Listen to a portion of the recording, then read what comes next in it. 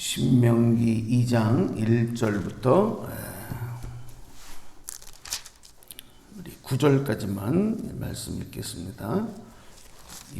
신명기 2장 1절부터 9절.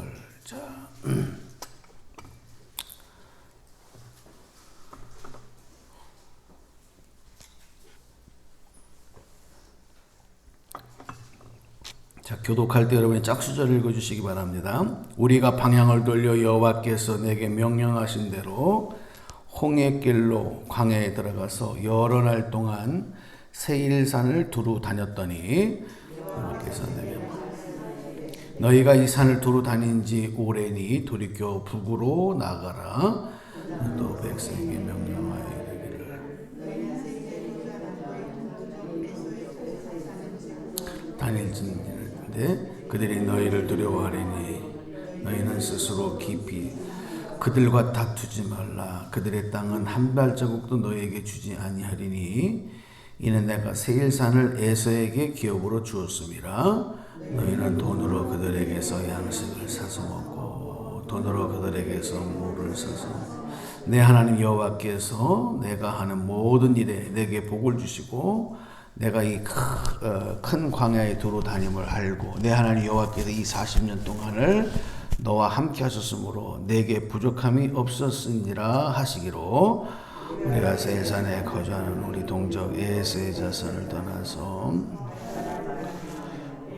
엘락과 예시온 계획을 지나 행진하고 돌이켜 모압 광야로 지날 때 9절 같이 읽어요. 여호와께서 내게 이르시되 모압을 괴롭히지 말라. 그와 싸우지도 말라. 그 땅을 내가 내게 기업으로 주지 아니하리니 이는 내가 롯 자손에게 아르를 기업으로 주었음이라. 아멘. 예. 오늘 이 신명기 2장의 말씀은 이제 모세가 이 가데스 바네아에서 홍해길로 방향을 바꿨을 때 그 광야에서 어떻게 생활을 해야 되고 또 주변에 있는 그 민족들과 어떻게 관계를 맺고 또 돼야 되느냐 하는 내용들을 지금 이제 말씀하고 있는 그런 내용이 되겠습니다. 오늘 이제 제가 이 내용을 통해서 우리가 한 가지 좀 기도의 제목으로 또 우리가 생활하는 동안에 꼭 기억해야 될 내용은 뭐냐면 이스라엘 백성들을 약속의 가나안으로 인도하실 때에 하나님께서는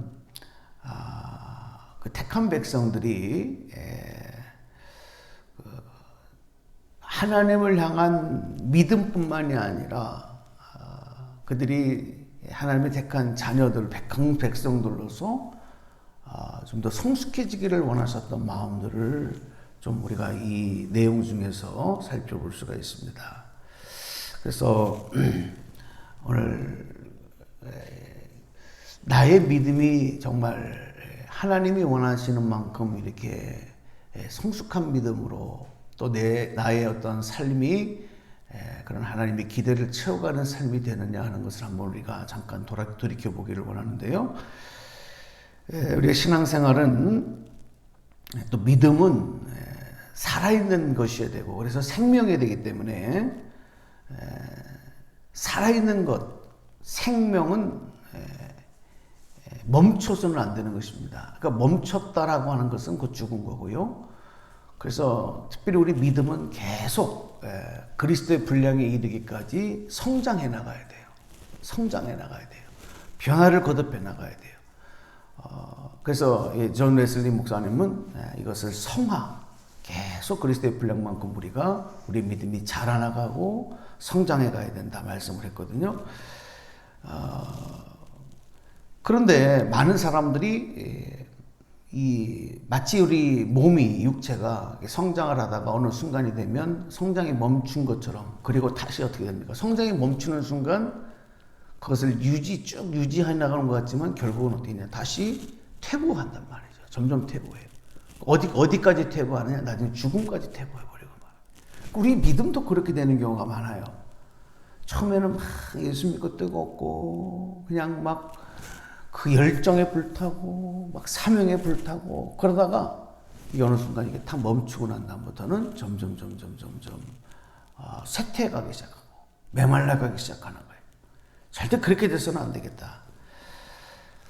예, 또 어떤 사람들은 그렇게 생각해요. 내가 신앙생활을 오래 하면 믿음도 더불어서 오래 신앙생활한 것만큼 믿음도 성장한 것이다. 이렇게 생각할 수 있어요. 한편으로 그 얘기도 틀리다고 생각하진 않아요. 왜냐하면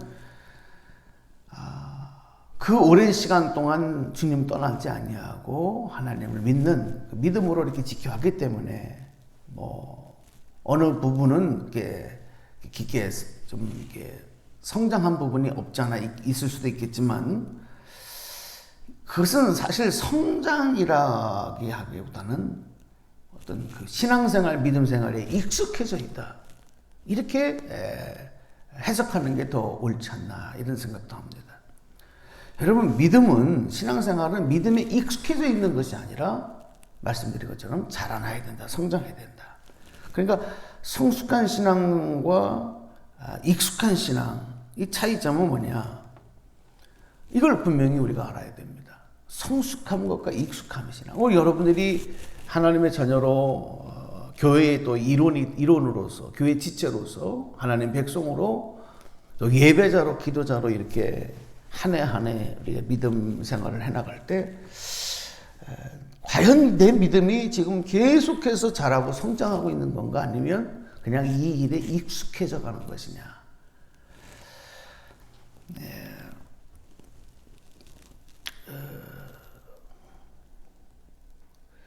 그 판단은 내 안에서 계속적인 변화가 일어나고 있는 것. 늘 주님을 닮아가는 모습으로 믿음이 변화가 되고 있다고 한다면 그 믿음은 성숙한 믿음이 분명합니다. 그런데 이제 변화가 일어나지 않는다. 뭐 우리가 또 이렇게 생각할 수 있는데 예수 믿고 은혜 받고 변화되었어. 그런데 거기서 멈춰요. 그럼 그 변화됐다는 게 우리가 예수님의 분량만큼 변화된 건 아니란 말이에요. 그래도 부족한 게 있잖아요. 계속 변화가 돼야 되는데 변화가 멈췄다. 그러면 그런데 여전히 나는 변화가 멈춘 상태로 그냥 신앙생활하고 있다. 그거는 그 신앙생활 믿음에 점점 익숙해져 간다는 거죠.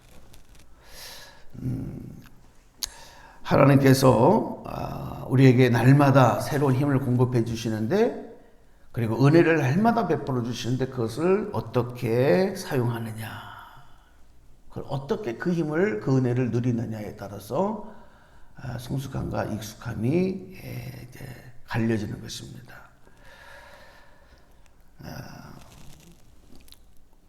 특별히 이제 오늘 신명기 2장에서 보면 에돔 족속, 암몬 족속 이런 족속들 그들이 이 가데스 바네아를 떠나서 홍해길로 방향을 바꿔 나갈 때에 만나게 되는 족속들을 말하는데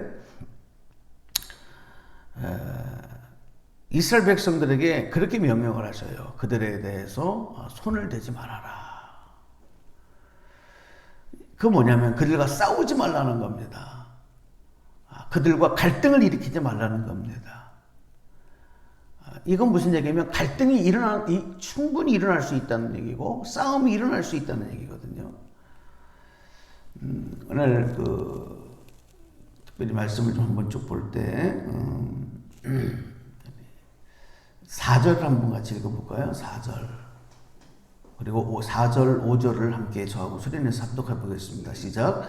너는 또 백성에게 명령하여 이르기를 너희는 세일에 거주하는 너희 동족 에서의 자손이 사는 지역으로 지날진대 그들이 너희를 두려워하리니 너희는 스스로 깊이 삼가고 그들과 다투지 말라. 그들의 땅은 한 발자국도 너희에게 주지 아니하리니 이는 내가 세일산을 에서에게 기업으로 주었음이라. 아멘. 그렇게 얘기합니다.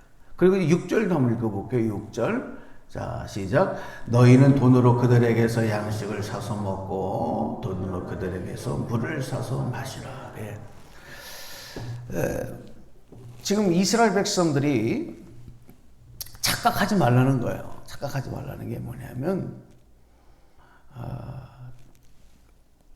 자기 친들이 나아가는 그 길에 방해가 되는 요소들에 대해서는 무조건 다 힘으로 그것과 맞서고 갈등하고 싸우고 빼앗고 차지하고 그것을 하나님 허락하지 않는 거예요. 왜냐하면 그들이 나아가는 길은 이스라엘 백성들이 머물 땅이 아니에요. 그냥 지나가는 길이에요. 그들이 가야 할 곳은 어디냐면 약속하신 가나안 땅이거든요. 그러니까 가나안까지 가는 길에 만나는 그 족속들이 사는 땅을 지나갈 때는 그들의 땅을 지나가는 거예요. 근데 자기들이 가기 위해서 그리고 그 사람들은 자기들을 지키려고 할 거 아니에요. 자기 땅을 지키려고 할 거 아니에요. 그러니까 분명히 거기에서는 마찰이 일어나고 갈등이 일어나고 전쟁이 일어날 수 있고 자기 것들을 빼앗기지 않으려고 할 텐데 그것을 힘을 자기들이 하나님이 주신 자신들에게 주신 힘과 은혜를 이용해서 그들과 싸우고 그것을 뺏는 거. 이건 너 안 된다. 이 말씀이거든요. 자, 이런 하나님의 뜻을 알기 위해서는 이스라엘 백성들이 성숙해져 있어야 돼. 욕심으로 탐심으로 자기중심으로 돼 있으면 이런 마찰이 일어날 때마다 갈등을 또 싸움을 하지 않을 수 없는 거예요. 여러분 인생도 마찬가지입니다. 인생도 우리가 어떤 목표를 향해서 또 우리 인생을 살아가다 보면 개인적으로도 국가적으로도 이런 일을 만날 때가 있어요. 갈등이 일어나고 싸움을 일으켜야 될 일, 싸움을 해야만 되는 일, 남의 것을 빼앗아야만 되는 일, 차지해야 되는 일. 하나님은 그때에 오늘 이 말씀을 우리에게 또 주시는 거예요. 여러분, 성숙한 믿음, 익숙한 믿음, 익숙해져 있는 믿음으로는 이때에 자신들의 힘을 과시하려고 하겠죠. 어쩌면 지금 교회와 우리 그리스도인들이 그동안 하나님 주신 은혜와 축복으로 익숙해진 믿음으로 이런 착각을 할 수도 있을 수 있어요.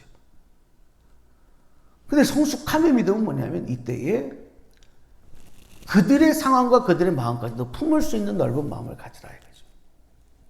사회가 교회를 향하여 욕을 할 수도 있고 믿는 자들을 향하여 비방을 할 수도 있어요. 특별히 코로나 전국에 그런 일들이 많았잖아요. 그러면 그 사회와 싸워서 그 이웃과 싸워서 교회가 원하는 목적을 이루어라. 우리들이 원하는 목적을 달성해라. 이거는 성숙한 믿음이 아니라는 거예요. 오히려 그럴수록 교회가 더 낮아지고 그들의 상황, 그들의 마음들을 헤아려서 우리 자신을 돌보고 성숙한 믿음으로 그런 부분까지도 포용할 수 있을 때 이게 진정한 성숙한 교회와 그리스도인들의 모습인데 사실 그러지 못한 경우가 참 많아요.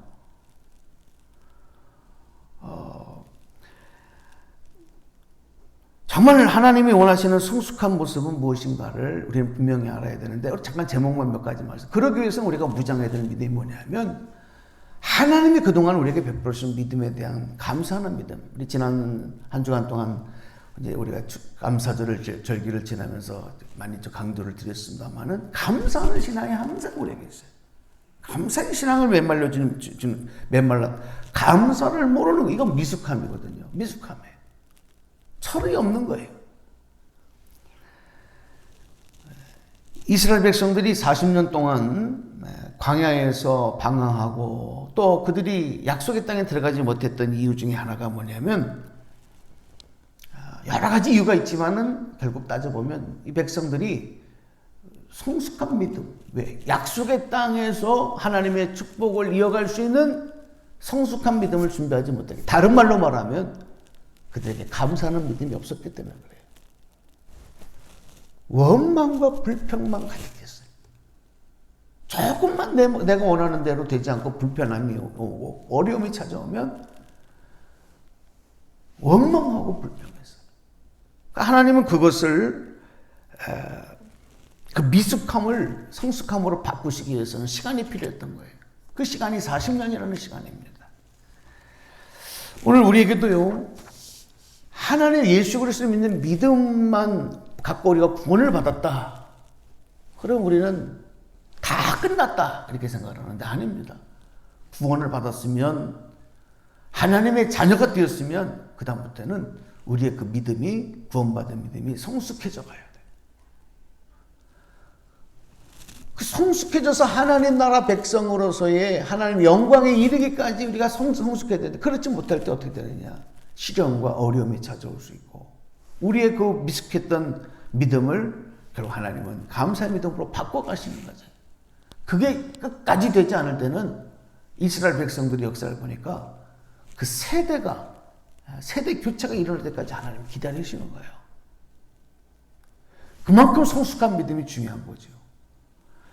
오늘 저와 여러분의 믿음이 익숙함의 믿음으로 끝나지 아니하고 성숙한 믿음까지 나가게 되기를 주님의 이름으로 축복합니다.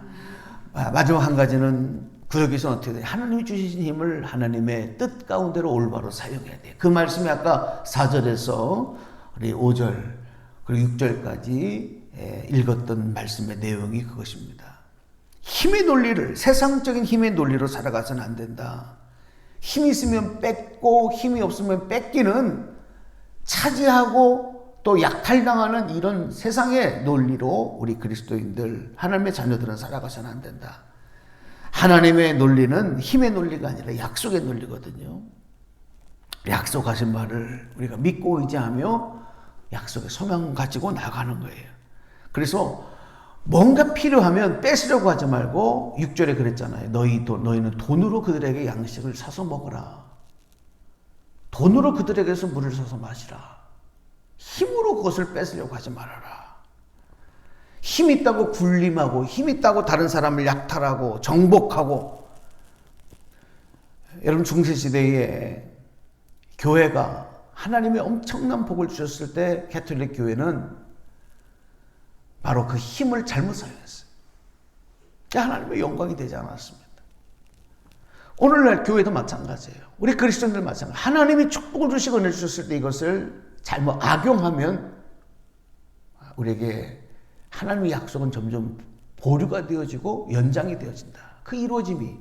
그래서 이것을 잘 사용했다. 건강도, 생명도, 축복도, 은혜도 정말 성숙한 믿음 가지고 하나님이 원하시는 그 뜻 가운데로 아름답게 사용해 나가는 그런 모습이 결국 약속의 가나안 땅에 하루라도 빨리 들어가서 하나님의 영광을 누리는 비결이다. 이것을 우리가 다시 한번 깨달으면서 오늘 이 기도의 제목을 여러분에게 드립니다. 내 믿음이 익숙함으로 끝나는 것이 아니라 성숙함으로 성령의 열매를 맺으며 하나님의 영광 이루게 하여 주옵소서. 오늘도 그 일을 향하여 오늘 한날의 삶 최선을 다하여 주님의 뜻을 이루게 하여 주시옵소서. 기도하면서 오늘도 승리하는 하루 되시기를 주님의 이름으로 간절히 축복합니다. 축원합니다. 기도하겠습니다.